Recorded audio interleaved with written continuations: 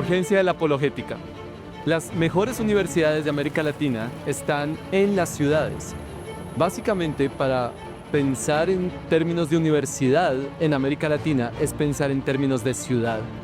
Por eso, la iglesia necesita pensar en apologética, porque está llena de estudiantes que están todo el tiempo siendo animados a pensar críticamente, y la iglesia necesita responder a esta realidad.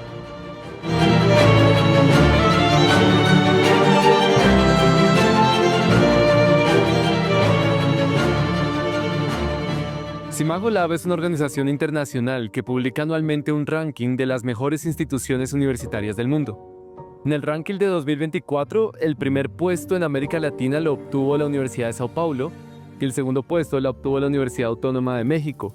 En el top 20 están universidades reconocidas como la Universidad Católica de Chile, la Universidad Nacional de Colombia y la Universidad de Buenos Aires.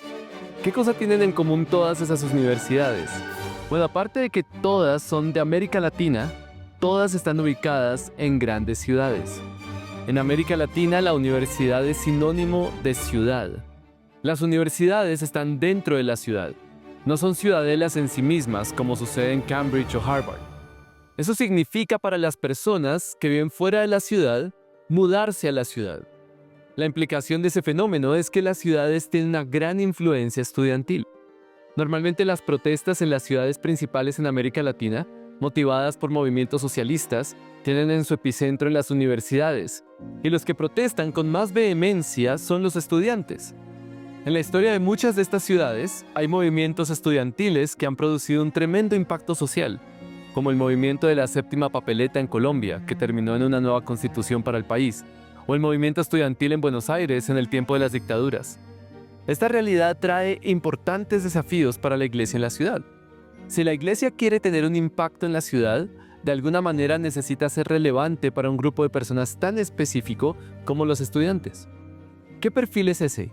Normalmente son jóvenes que leen, que están siendo educados para ser críticos, en muchos contextos recibiendo influencia de ideologías humanistas, lo cual los vuelve escépticos y sospechosos de la religión, que no aceptan cualquier enseñanza o, como decimos en Colombia, no tragan entero, sino que tienen una mentalidad crítica sobre lo que escuchan.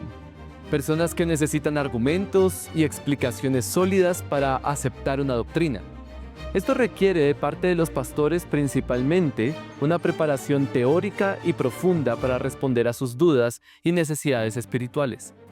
Pero aparte del aspecto doctrinal y educativo, la iglesia también tiene que pensar en cómo introducir a ese grupo de personas dentro de la iglesia, de manera que no se sientan aparte de la persona sin educación universitaria o lejanos de los miembros de la iglesia que pertenecen a otra generación.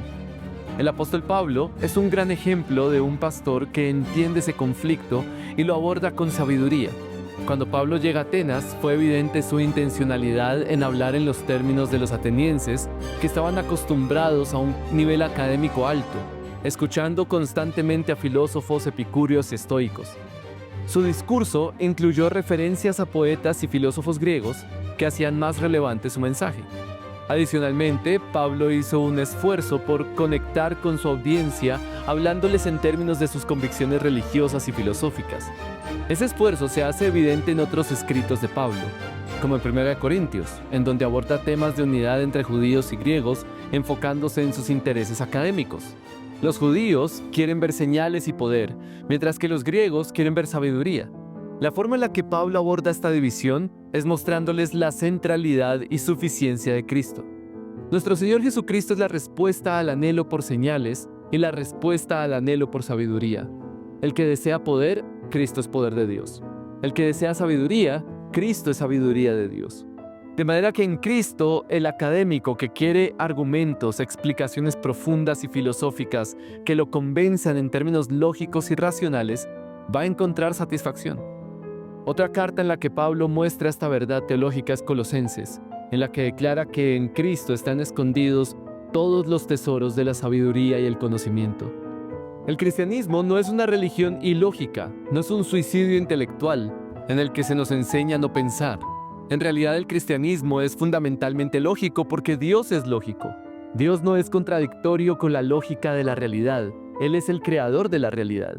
Eso significa que un estudiante universitario que le están enseñando a pensar críticamente, que desea argumentos sólidos para construir sus convicciones y que tiene que enfrentar constantemente la refutación de la fe cristiana con argumentos ideológicos, puede y debe encontrar refugio en una iglesia local saludable donde se predica la palabra de Dios con claridad y precisión, con argumentos que demuestren la verdad. Porque finalmente la iglesia es la columna y el baluarte de la verdad. Por supuesto, esto implica algunos requisitos para las iglesias locales que quieren abordar esta realidad social en su ciudad. Especialmente, los pastores tendrán que estudiar más. Un pastor que no puede defender la fe con claridad y profundidad va a ser irrelevante en la ciudad, por lo menos para los jóvenes estudiantes. Pero esa preparación teológica, filosófica y apologética tiene que ir acompañada de amor y paciencia por quienes tienen esa necesidad de responder a preguntas profundas. Lo que sucede en muchas iglesias es que los jóvenes que no sacian su sed de conocimiento y claridad fácilmente son vistos como arrogantes y con desprecio. Los pastores se frustran con ellos y los miembros los desechan.